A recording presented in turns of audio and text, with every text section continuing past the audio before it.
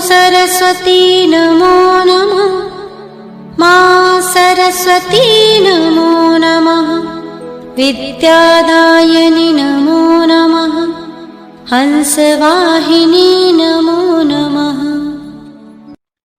Hello students, last lecture में हम लोग चैप्टर नंबर 6 पढ़ रहे थे, लाइन्स एंड एंगल्स, जिसमें कि हम लोग लाइन पढ़ चुके थे, रे पढ़ चुके थे, लाइन सेगमेंट पढ़ चुके थे, कोलिनियर पॉइंट्स पढ़ चुके थे, एंगल्स पढ़ चुके थे, acute angle, obtuse angle, right angle, straight angle, reflex angle, etc, ये सब एंगल्स पढ़ चुके थे।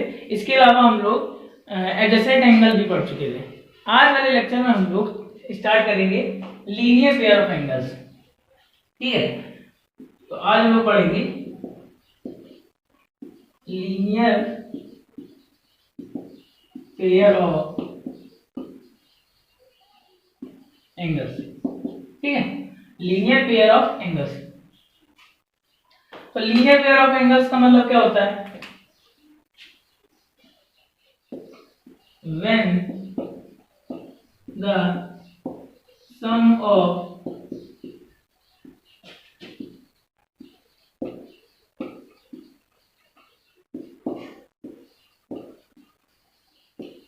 angles is 180 degree. क्या मतलब है लीनियर पेयर ऑफ एंगल्स का? मतलब है कि अगर जब कोई एडजेसेंट एंगल्स का सम 180 डिग्री हो जाएगा, ठीक है, जब दो एडजेसेंट एंगल्स का सम 180 डिग्री हो जाएगा तो उसको हम लोग लीनियर पेयर ऑफ एंगल्स बोलेंगे। जैसे अगर हम मान लो एग्जांपल ले लें, एडजेसेंट एंगल होने चाहिए, ठीक है। सपोज दैट हमने ये ले लिया ओ, ये कोई OA रे ले ली, ठीक,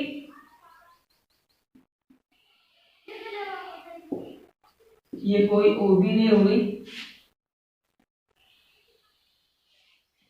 और ये कोई OC रे हो गई। ठीक है, ये यहाँ पे स्ट्रेट लाइन है ऐसी, ठीक है। तो क्या लिखा हुआ? When the sum of two adjacent angle is 180 degree, यानी कि जब दो एडजेसेंट एंगल्स का सम 180 डिग्री हो जाएगा, यानी कि कंपल्सरी कंडीशन क्या है?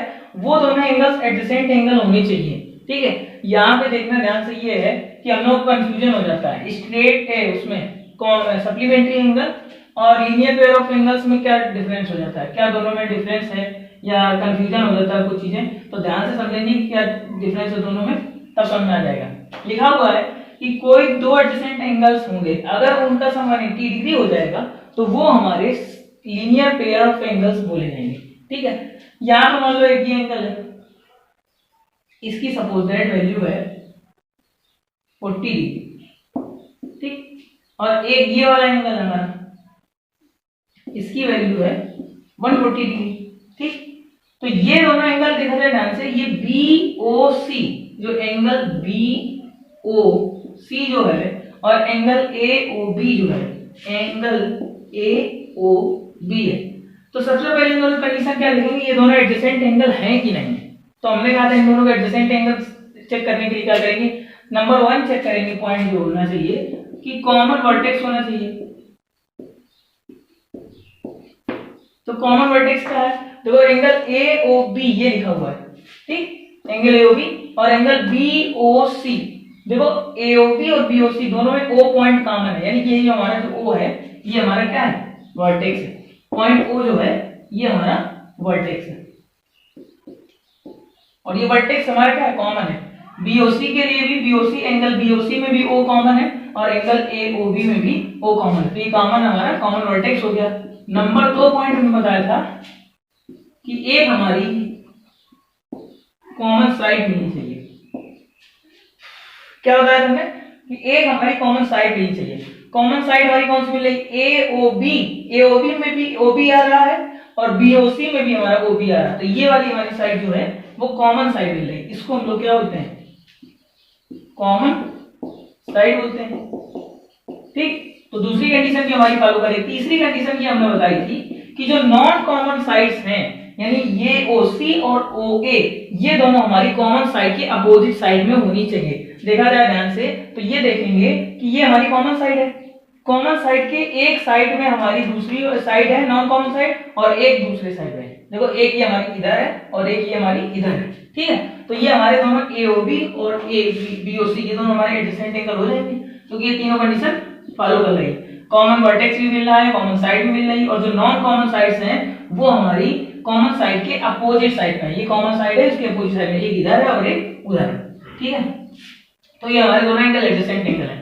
फिर हमने ये कहा कि अगर इन दोनों एडजेसेंट एंगल का सम 180 डिग्री हो जाएगा तो इसको हम लोग लीनियर पेयर एंगल बोलेंगे। तो देखा जाए ध्यान से, ये हमारे दोनों एंगल एडजेसेंट एंगल भी हैं और इन दोनों का सम हमारा 180 डिग्री हो जा रहा है। देखो 140 को और 40 को ऐड अगर करेंगे तो हमारा 180 डिग्री आ जाएगा। यही हमारा क्या हो जाएगा, लीनियर पेयर ऑफ एंगल्स हो जाएगा, ठीक। तो लीनियर पेयर ऑफ एंगल्स ऐसे हमको देखना है। तो सबसे पहले हमको क्या देखना है, फाइनली फिर एक बार बात बता दें कि अगर कोई भी दो एडजेसेंट एंगल का सम 180 डिग्री हो जाएगा, कोई भी दो एडजेसेंट एंगल का सम 180 डिग्री होगा तो उसको हम लोग लीनियर पेयर ऑफ एंगल बोलेंगे। अगर हम कोई ऐसे बना दें,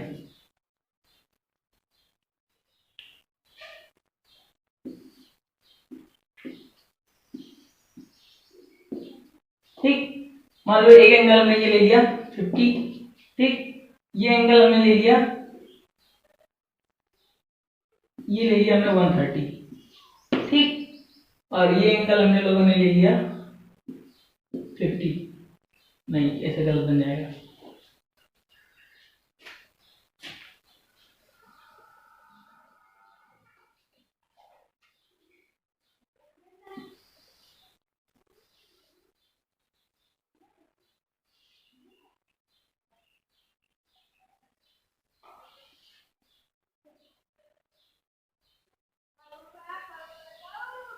ये मान लो हमारा O पॉइंट है, ये A पॉइंट है, ये B पॉइंट है, ये C पॉइंट है, ये D पॉइंट, ठीक, ठीक है। अब सपोज दैट ये बात ये है कि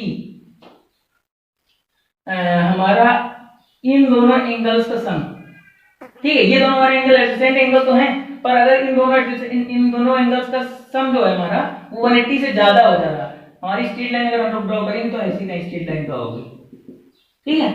तो इन दोनों का सम क्या हो जा रहा है, 180 से ज्यादा हुआ जा रहा है, इसलिए ये हमारे दोनों angle linear pair of angles नहीं बोले जाएंगे, ठीक है। ये हमारा पूरा एंगल ये यहाँ से यहाँ तक ऐसा और ये एंगल यहाँ तक है। अगर हम लोग यहाँ से स्ट्रेट लाइन ड्रॉ करेंगे तो ऐसी ड्रॉ होगी, ठीक है, यानी ये थोड़ा सा एक्स्ट्रा हो जाएगा, 180 डिग्री एंगल इतना बनना, ठीक है। तो ये एंगल यहाँ से यहाँ तक अगर देखा जाए टोटल एंगल ये यहाँ से यहाँ तक ये 180 से ज्यादा हो जा रहा। तो ये वाले दोनों एंगल जो हमारे हैं, ये एंगल AOB और BOC ये दोनों एंगल एडजेसेंट एंगल तो हैं, पर इन दोनों का सम 180 से ज्यादा हो जा रहा है, इसलिए ये दोनों हमारे angle linear pair of angle नहीं बोले जाएंगे। अब इसी को अगर हम लोग रफ करके देखें, ठीक, ये सपोज है हमारी स्ट्रेट लाइन थी, सीधी लाइन आई थी, ये ऐसी। तो अगर इन दोनों एंगल्स को देखा जाए तो ये दोनों भी एंगल्स हमारे आपस में एडजेसेंट एंगल है और इन दोनों का सम स्ट्रेट राइट एंगल, ये यहाँ पे देखो स्ट्रेट लाइन बनी हुई है, तो इन दोनों एंगल्स का सम कितना हो जाएगा, 180 डिग्री हो जाएगा, इसलिए दोनों एंगल्स हमारे लीनियर पेयर ऑफ एंगल्स बोले जाएंगे। और हमने अभी बताया कि ये वाले दोनों जो एंगल है, ये वाला और ये वाला दोनों एंगल जो है वो हमारा लीनियर पेयर एंगल नहीं बोला जाएगा, ठीक। मतलब एक बात ये बता रहे हैं कि अगर हमको लीनियर पेयर ऑफ एंगल देखना है तो उसके लिए दोनों एंगल एडजेसेंट एंगल होना चाहिए और उन दोनों का एंगल का जो सम है वो 180 डिग्री होना चाहिए, इससे ज्यादा नहीं होना चाहिए, इससे कम भी नहीं होना चाहिए, तो हमारा वो लीनियर पेयर ऑफ एंगल बोला जाएगा।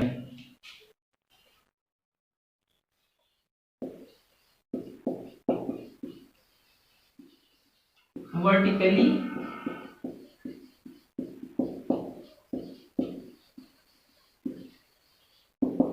ठीक, वर्टिकली अपोजिट एंगल्स, ठीक। अगर कोई दो लाइंस आपस में, कोई भी दो लाइंस आपस में एक दूसरे को किसी एक पॉइंट पर इंटरसेक्ट करती हैं, अगर कोई भी दो लाइंस, मान लिया ये हमारी लाइन है AOB और ये हमारी लाइन है COD, ये हमारी AOB AB लाइन और CD लाइन अगर एक दूसरे को इंटरसेक्ट करती हैं, जैसे सपोज दैट O पॉइंट पर इंटरसेक्ट कर रही हैं, तो हमारा ये वाला एंगल इस वाले एंगल के वर्टिकली अपोजिट एंगल होता है और ये वाला एंगल इस वाले एंगल के वर्टिकली अपोजिट एंगल होता है। और वर्टिकली अपोजिट एंगल्स आपस में इक्वल होते हैं, जैसे क्या लिखा हुआ है, एंगल COB जो हमारा है COB, COB लिखे चाहे BOC लिखे, बात इसी एंगल की होगी। हम अभी समझा चुके थे, एंगल COB बोलो इसको, चाहे एंगल BOC बोलो, चाहे इधर से स्टार्ट करो चाहे इधर से स्टार्ट करो, बात उसी एंगल की हो रही है। ऐसे हम चाहे इसको AOD बोले चाहे DOA बोले, तो जो हमारा एंगल COB होगा वो एंगल AOD के वर्टिकली अपोजिट है, वर्टिकली अपोजिट है। ठीक, ये वाला एंगल इस वाले एंगल के वर्टिकली अपोजिट है, और वर्टिकली अपोजिट एंगल आपस में एक इक्वल होते हैं, ये एक थ्योरम है। ऐसे ही angle COA, angle COA is equal to होगा एंगल DOB, एंगल DOB के इक्वल होगा। ये दोनों भी आपस में वर्टिकली अपोजिट हैं, ये वाला एंगल इसके वर्टिकली अपोजिट है, इसलिए ये वाला एंगल भी इसके इक्वल होगा। ठीक है, ये थ्योरम होती है कि vertically opposite angle, vertically opposite angle आपस में इक्वल होते हैं। ठीक है, ये इक्वल होने के बाद जो इनकी मेजरमेंट होगी वो आपस में इक्वल होगी। जैसे मान लो अगर हमने ये 50 डिग्री का ले लिया तो ये भी हमारा कितने डिग्री का होगा, 50 डिग्री का होगा। ऐसे अगर ये हमारा 130 डिग्री का हुआ तो ये वाला भी हमारा 130 डिग्री का होगा। अब इसके बाद हम लोग पढ़ेंगे, इसकी प्रूविंग भी है, सिंपल सी प्रूविंग है। अभी हम आगे बता देंगे, क्वेश्चन समझाएंगे तब बता देंगे। ठीक, अभी एक दो टॉपिक्स और पढ़ लेते हैं। जैसे अब हमारे इसके बाद आएगा इंटरसेक्टिंग लाइंस, इंटरसेक्टिंग लाइंस। ठीक, इंटरसेक्टिंग लाइंस का मतलब क्या है कि कोई दो लाइंस अगर आपस में एक दूसरे को इंटरसेक्ट कर रही है किसी पॉइंट पे, तो वो हमारी इंटरसेक्टिंग लाइन बोली जाएगी। ये हमारी लाइन क्या होगी, इंटरसेक्टिंग लाइन। ये एक दूसरे को क्या कर रहे हैं, इंटरसेक्ट बोल रहे हैं। नॉन इंटरसेक्टिंग लाइन क्या होता है,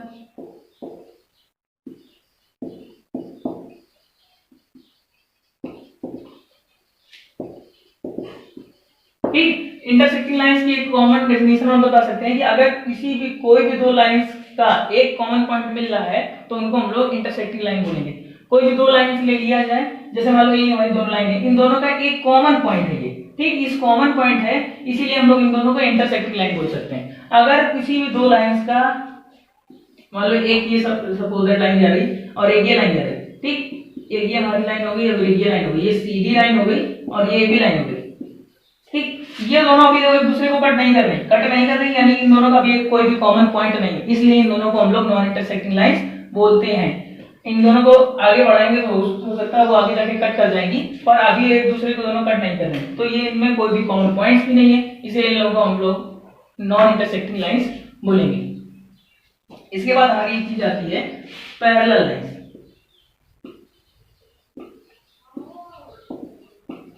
पैरेलल लाइंस क्या होती है भैया, इसको ध्यान से समझ लेंगे। ठीक है, पैरेलल लाइंस क्या होती है,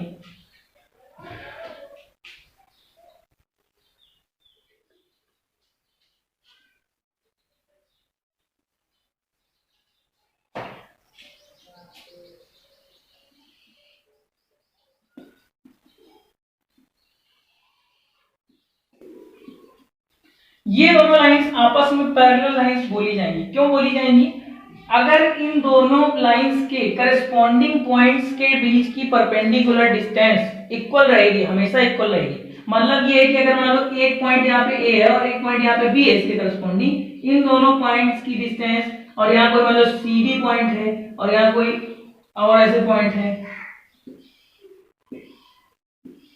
ठीक, मान लो ये हमारी अगर 4 सेंटीमीटर तो ये भी 4 सेंटीमीटर, ये भी 4 सेंटीमीटर, ये भी 4 सेंटीमीटर, ये भी 4, ये भी 4, ये भी 4, यानी A B C D E F G H I J K L M N, ऐसे ये जितने भी हमने पॉइंट्स बता दिए, हमने कहा इस लाइन पे जितने सारे भी पॉइंट हैं उसके करस्पॉन्डिंग इस लाइन पे जितने भी पॉइंट्स हैं उन दोनों के बीच की करस्पॉन्डिंग डिस्टेंस परपेंडिकुलर होगी, यानी इक्वल होगी। ठीक है, परपेंडिकुलरली डिस्टेंस, ठीक है, करस्पॉन्डिंग परपेंडिकुलर डिस्टेंस जो होगी, परपेंडिकुलर डिस्टेंस जो होगी वो अगर इक्वल होगी, इक्वल लेंथ की होगी, हमेशा इक्वल होगी, तो उसको हम लोग पैरेलल लाइंस बोलेंगे। अगर दो लाइंस आपस में पैरेलल हैं तो वो कभी भी एक दूसरे को इंटरसेक्ट नहीं करेंगी, चाहे उनको इनफाइनाइट तक कितना भी बढ़ाते चले जाओ, वो एक दूसरे को कभी भी इंटरसेक्ट नहीं करेंगी। उनके बीच की डिस्टेंस हमेशा उतनी ही बड़ी रहेगी जितनी हम लोग शुरुआत में ड्रॉ करेंगे। जैसे अगर ये 4 सेंटीमीटर का है तो ये हमेशा इन लोगों को हम लोग चाहे जितना इनफाइनाइट तक बढ़ाते चले जाएं, इधर भी चाहे जितना इनफाइनाइट तक बढ़ाते चले जाएं, ये हमारी बीच की डिस्टेंस जो है वो 4 सेंटीमीटर ही होगी। और अगर कोई भी दो लाइन आपस में पैरेलल नहीं है, ठीक, सपोज दैट अगर मान लो हमने ये एक लाइन ऐसे बनाई, ये लाइन बनाई आपस में, ठीक, तो ये अभी हम एक दूसरे को इंटरसेक्ट नहीं कर रहे हैं। अगर ये पैरेलल होती तो एक दूसरे को कभी नहीं कट करती, पर इनको अगर हम लोग बढ़ा के देखें थोड़ा सा,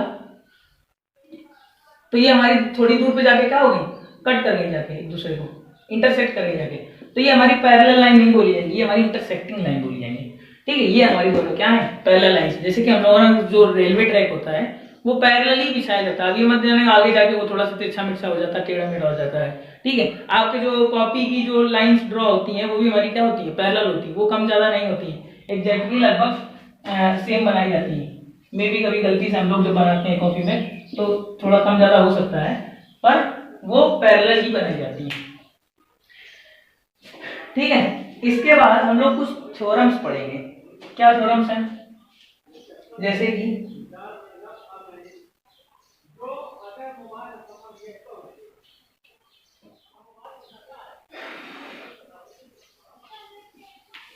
थ्योरम्स क्या है, एक्सियम्स हैं।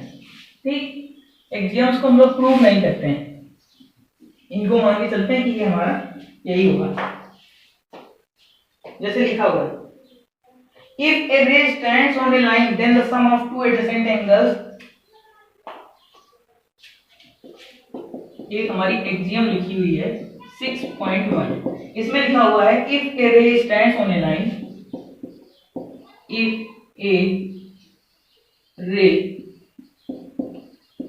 stands on a line, if a ray stands on a line, ठीक, then the sum of two adjacent angles, then the sum of two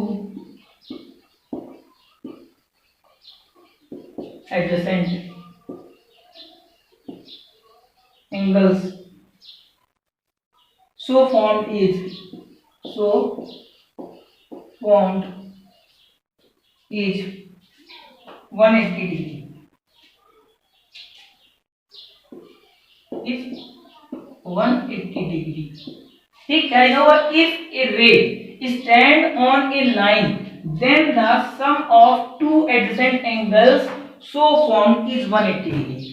क्या मतलब है कि अगर एक किसी लाइन पे, ये मान लो एक लाइन है, ए भी एक लाइन है, ठीक है, इस पर कोई एक रे स्टैंड हो, ठीक है, ये एक किसी भी लाइन पे अगर कोई एक रे स्टैंड हो, कैसी भी स्टैंड हो, ऐसी मान लो हमने बना दिया, ये एक हमारी रे है, इसका नाम है ओ सी।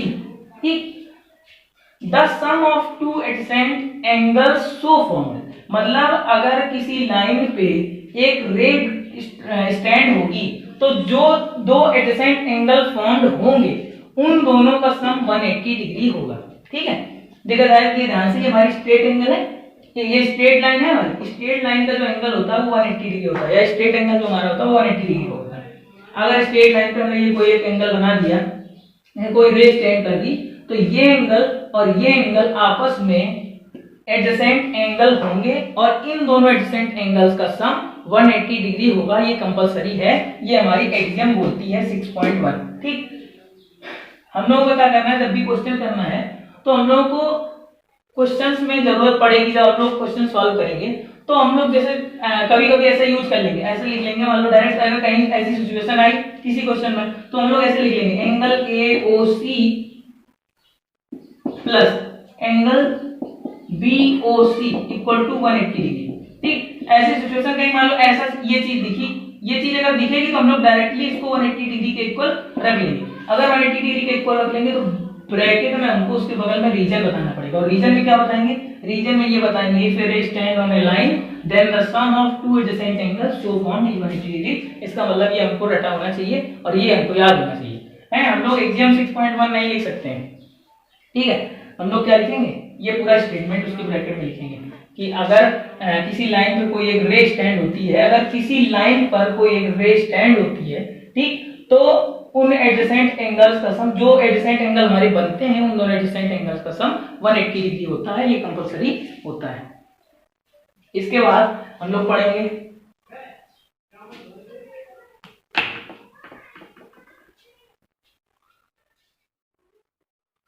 इसी की उल्टा है एक्सियम, जस्ट अपोजिट इसकी एक्सियम है।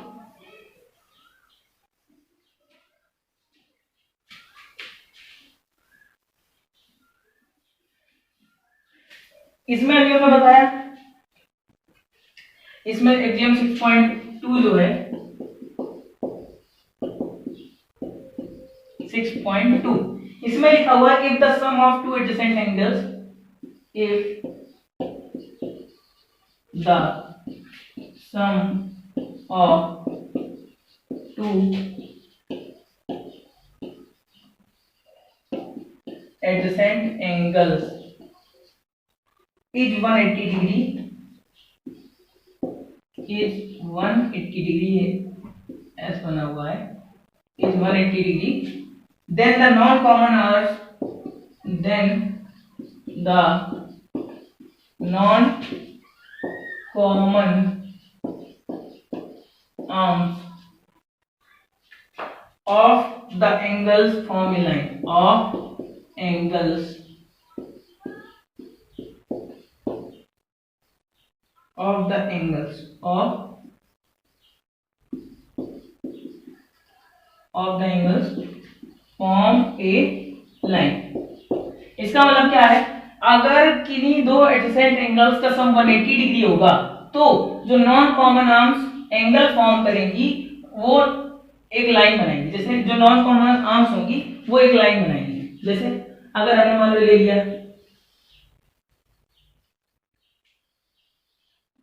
एक ये ले लिया ओ ए बी, ठीक, ये कोई एडजेसेंट एंगल है और ये हमने 50 डिग्री, ये कोई एंगल है, ये 50 डिग्री का बना लिया। ये अभी एडजेसेंट है कि नहीं है ये भी पता नहीं चलेगा, पता नहीं है। अब हमने क्या एक दूसरा कोई एंगल बना लिया, ये मान लो डी, ये बी ओ डी एक एंगल बना लिया, ये मान लिया हमारा है 130 डिग्री का, ठीक है। तो अगर angle B O D plus angle A O B किया जाए तो ये हमारा आएगा 130 प्लस 50 डिग्री इक्वल टू हमारा आ जाएगा कितना 180 डिग्री आ जाएगा। तो ये दोनों एंगल्स हमारे एडजेसेंट एंगल भी हैं और इन दोनों का सम 180 डिग्री भी है। तो ये देखा जाए ध्यान से, जो DOA जो बन रही है ये एक लाइन फॉर्म करेगी। देखा जाए ध्यान से तो ये जो OD लाइन है और जो OA रे, OD रे और OA रे जो है ये नॉन कॉमन आर्म्स है, ये BOD और AOB ये दोनों एडजेसेंट एंगल है, ठीक है, ये दोनों एडजेसेंट एंगल है। इन दोनों एडजेसेंट एंगल की जो नॉन कॉमन आर्म्स हैं AOD, ये BOD और AOB की जो नॉन कॉमन आर्म्स है यानी OD और OB, ये देखो दोनों एक दूसरे पे ये दोनों लाइन फॉर्म कर रही हैं। यही थ्योरम बताती है कि अगर कोई भी दो एडजेसेंट एंगल्स का सम 180 डिग्री होगा तो जो नॉन कॉमन आर्म्स होंगी वो लाइन फॉर्म करेंगी, ठीक, जो एंगल की नॉन कॉमन आर्म्स होंगी वो लाइन फॉर्म करेंगी। तो ये हमारी AD जो है वो लाइन बन रही है, ठीक है। इसके बाद हम लोग देखेंगे,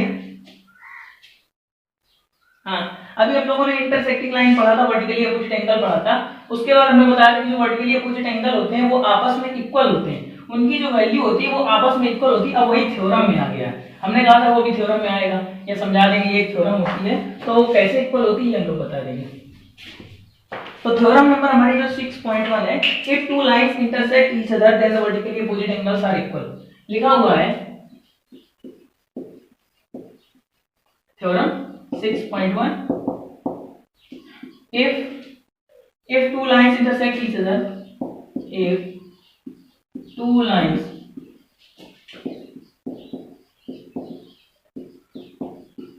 intersect each other, ठीक है, then the vertically opposite angles are equal, then the vertically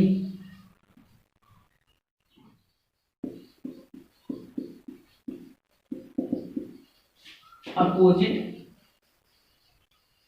angles are equal। ठीक है। बोल रहा है कि अगर दो लाइंस इंटरसेक्ट करेंगी एक दूसरे को तो जो वर्टिकली अपोजिट एंगल होंगे वो आपस में इक्वल होंगे। ये हमारी थ्योरम है। ठीक है। आगे हम लोगों ने जो ऊपर इसके पहले दो एक्सियम्स पढ़े थे उनको हम लोग लीनियर पेयर एक्सियम बोलते हैं। दोनों को लीनियर पेयर एक्सियम बोलते हैं। जो ऊपर पढ़ी थी कि अगर कोई भी एक लाइन है उस पर एक हमने रे स्टैंड कर दी तो जो एडजेसेंट एंगल बनेंगे उन दोनों का सम 180 डिग्री होगा। और दूसरी पढ़ी थी कि अगर कोई दो एडजेसेंट एंगल का सम 180 डिग्री होगा तो उनकी जो नॉन कॉमन आर्म्स होगी वो लाइन फॉर्म करेगी। वो दोनों जो थी उनको हम लोग लीनियर पेयर एक्सियम बोलते हैं। अब उसी का यूज यहाँ पे होगा। ठीक। हमने इनमें क्या बोला, to lines intersect each other. तो हमने दो लाइंस इंटरसेक्ट ईच अदर ऐसी कोई ले ली, ये ले लिया ए बी और एक ये ले ली हमने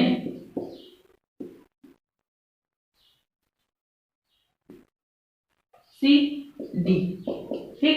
ये दोनों हमने लाइंस ले ली ए बी और सी डी। ये एक दूसरे को क्या कर रही हैं, इंटरसेक्ट कर रही हैं। इंटरसेक्ट कर रही है इस पॉइंट का हमने नाम ले दिया ओ, या पास में लिख दिया ओ। ठीक है। तो इसमें लिखा हुआ है अगर कोई दो लाइन इंटरसेक्ट करेंगे एक दूसरे को तो वर्टिकली अपोजिट एंगल जो होंगे, वर्टिकली अपोजिट एंगल का मतलब ये वाला एंगल इसके इक्वल होगा और ये वाला एंगल इसके इक्वल होगा। ये चीज हमको प्रूव करनी है। कैसे प्रूव करेंगे? एक प्रूव हम बता देंगे, सिमिलरली दूसरा प्रूव करना है। हमको प्रूव क्या करना है, मान लो हमको प्रूव करना है एंगल AOC। पहले हम लोग लिखते हैं, सबसे पहले गिवन लिखते हैं। गिवन में क्या दिया हम लोगों को, AB and CD are two intersecting lines. ये दिया, केवल इतना दिया है कि AB और CD दो जो हैं वो इंटरसेक्टिंग लाइंस हैं। तो हम लोग को प्रूव क्या करना है, हमको प्रूव ये करना है, फर्स्ट पार्ट प्रूव करना है कि जो एंगल AOC होगा वो एंगल BOD के इक्वल होगा। चाहे BOD लिख दो चाहे DOB लिख दो, बात वही बराबर है।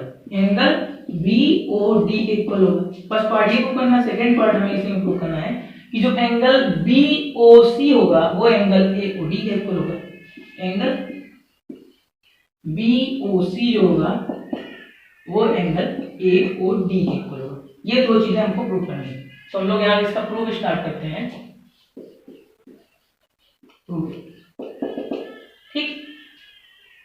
एंगल AOC एंड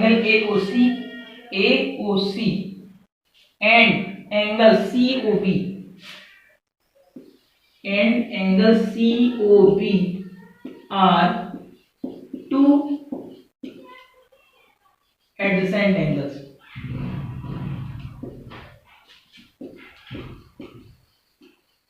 देखो एंगल AOC जो होगा और एंगल COB होगा, ये दोनों आपस में एडजेसेंट एंगल है। एडजेसेंट एंगल क्यों है? क्योंकि दोनों में कॉमन आर्म्स भी है, दोनों में एक कॉमन आर्म OC है और कॉमन वर्टेक्स भी है। और जो नॉन कॉमन आर्म्स हैं वो कॉमन आर्म्स के अपोजिट में है। नॉन कॉमन आर्म्स यानी ये वाली और ये वाली जो कॉमन नहीं है वो दोनों कॉमन आर्म्स के अपोजिट साइड में है। तो ये हमारे दोनों एडजेसेंट एंगल हो जाएंगे। और इन दोनों एडजेसेंट एंगल का जो सम होगा AOC प्लस COB जो होगा वो 180 डिग्री होगा bye linear pair axiom. AOC और COB, AOC ये वाला एंगल और ये वाला एंगल, इन दोनों एंगल्स का सम 180 डिग्री होगा बाय लीनियर पेयर एक्सियम। अभी हम लोगों ने इसके पहले लीनियर पेयर एक्सियम पढ़ा, उस रूल से इन दोनों का सम 180 डिग्री हो जाएगा। क्योंकि उसमें बताया गया था कि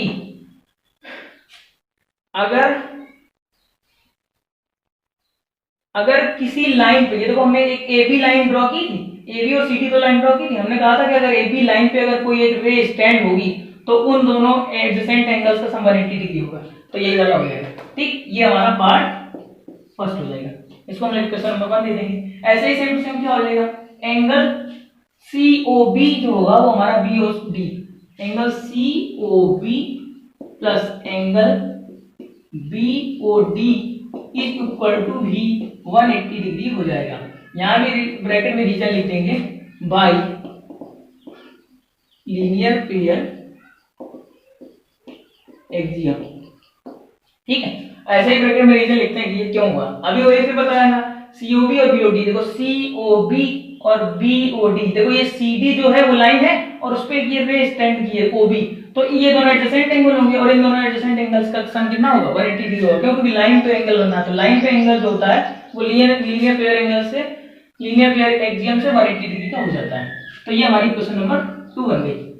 तो बाई इक्वेशन 1 और 2 से देखा जाए तो इनकी RHS क्या है, इक्वल है। अगर RHS इक्वल होगी तो LHS भी इक्वल हो जाएगी। अगर ध्यान से देखा जाए, अगर देखो ध्यान से, अगर हम ऐसे लिखें A इक्वल टू C और B इक्वल टू C लिखें तो हमारी ये RHS और ये LHS है। अगर RHS इक्वल होगी तो आपस में LHS भी इक्वल होनी चाहिए। मतलब क्या है कि एक कोई बंदा A है वो C के बराबर है और एक कोई बंदा B है वो भी C के बराबर, तो आपस में A B भी तो बराबर होंगे। तो ऐसे ही बाई इक्वेशन 1 और 2, by equation 1 and 2, by equation 1 and 2 से हम लोग क्या कर देंगे, इक्वेशन 1 एंड 2 से दोनों को इक्वल कर देंगे। ठीक, इसको रफ कर देंगे।